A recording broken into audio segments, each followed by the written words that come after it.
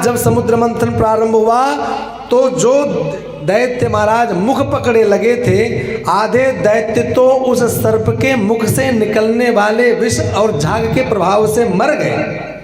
सब मरने लग गए। आज विचार करने लगे क्यों हम इस मुख को पकड़ करके लग गए, पूंछ में लगे रहते तो बढ़िया रहता, लेकिन अब लग गए तो लग गए। अब समुद्र मंथन प्रारंभ हुआ।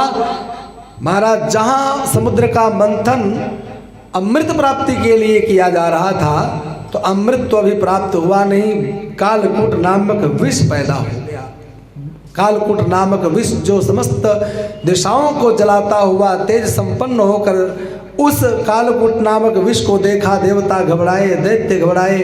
शंकर भगवान से प्रार्थना करके उनके हाथों में ही, भूत भावन भगवान के हाथों में तथा महाराज करतली कृत्य व्यापी हाला हलम विषम, हाथ को करतल बना करके भगवान ने उस हलाहल विष का पान करके और एक नीलकंठ नाम को सार्थक किया है। बोलिए नीलकंठ भगवान की।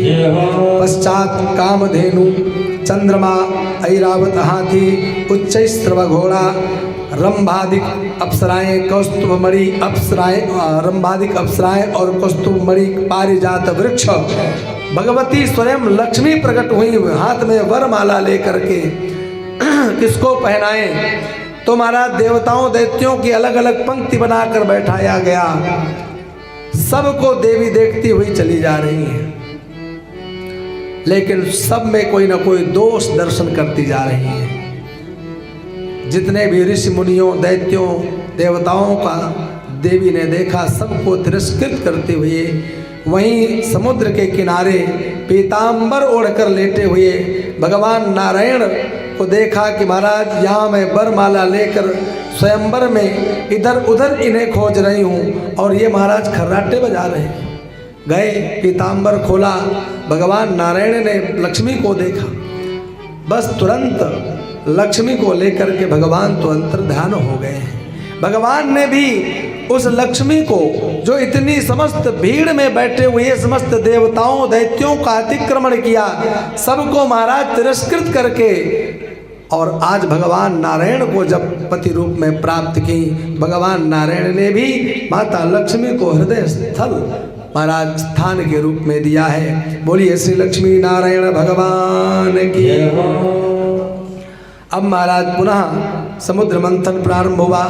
वारुणी नाम की मदिरा निकली जिसे दैत्यों ने ग्रहण किया। पश्चात महाराज धन्वंतरी भगवान स्वर्ण के अमृत कलश को लेकर के जैसे ही प्रकट हुए, दैत्यों ने तुरंत उस अमृत कलश को छीना और ले जाकर महाराज दूर पूर्वमहम आपस में लड़ने लग गए। अहम पूर्वमहम पूर्वम, आपस में, देवताओं से नहीं, बोले दैत्य आपस में ही लड़ने लगे। पहले मैं पीऊंगा, पहले मैं पीऊंगा। अब तो जब अमृत कलश लेकर के दैत्य भगे तो देवताओं की प्रार्थना करने पर भगवान नारायण मोहिनी का स्वरूप बना लिए और समस्त दैत्यों के मध्य पहुंच गए, जहां पर दोनों आपस में दो फाड़ बना करके लड़ रहे थे। भगवान के उस सुंदर स्वरूप को देख करके दैत्यों ने, कहते हैं सुखदेव जी महाराज कि भगवान के हाथों में, भगवान का बहुत बढ़िया यहाँ पर महाराज भगवान मोहिनी ने दैत्यों से वार्तालाप किया। कुल मिलाकर सुखदेव जी महाराज कहते हैं कि भगवान ने उन सब दैत्यों को यह कह करके संतुष्ट किया कि इस अमृत को मैं स्वयं पिलाऊंगा, अथवा उन दैत्यों को भगवान के उस दिव्य सुंदर वेश को देख करके इतने मुग्ध हुए कि देवी के हाथ में अमृत दे दिया कि अब आप जिसे जैसा पिलाना चाहें पिलाएं।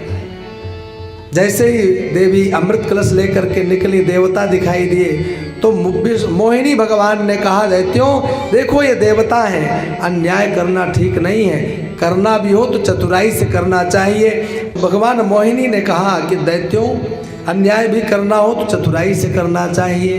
देखो सामने जो देवता दिखाई दे रहे हैं, तुम और देवता दोनों अलग अलग पंक्ति बना करके बैठो।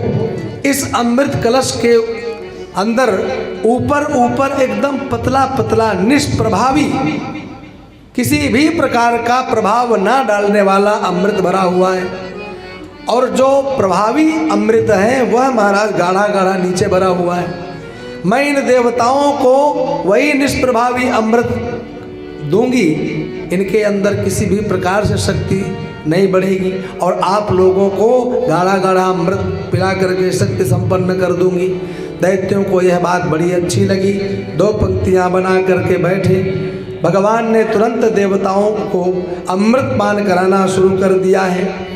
जैसे महाराज भगवान अमृत महाराज बांटने लगे, भगवान की इस चतुराई को, देवताओं की चतुराई को एक दैत्य समझ गया।